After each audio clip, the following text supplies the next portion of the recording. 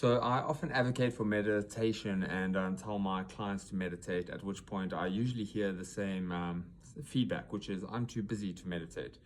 And I feel like that's the same as saying, when I get fit, I'll start running, thinking that, when you have time, then you'll start meditating. It's actually the opposite.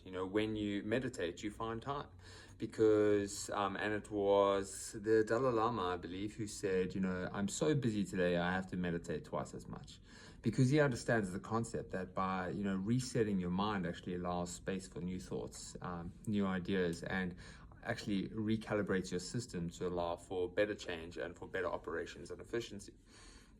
So quite understandably, I think when people get into meditation, they expect the world to go silent and there to be this beautiful silence and nothing to be happening. And sometimes it's quite the opposite. Sometimes it's louder than ever, because you have never, or you very rarely give yourself the opportunity to process your thoughts.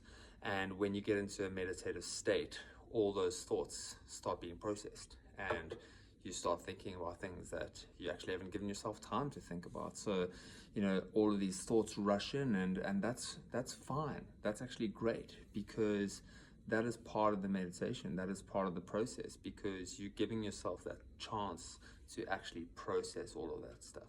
Because if we go through our day to day without processing those thoughts and just continuing and getting, new downloads and trying to think of this and the next thing, and, it becomes so overwhelming and stressful that we actually need to try and learn how to close that stress cycle by giving us the opportunity to process the thought, let it go, move on, and move through the process. So if you ever find yourself in meditation and you think you're doing it wrong, you're probably doing it exactly how you're supposed to.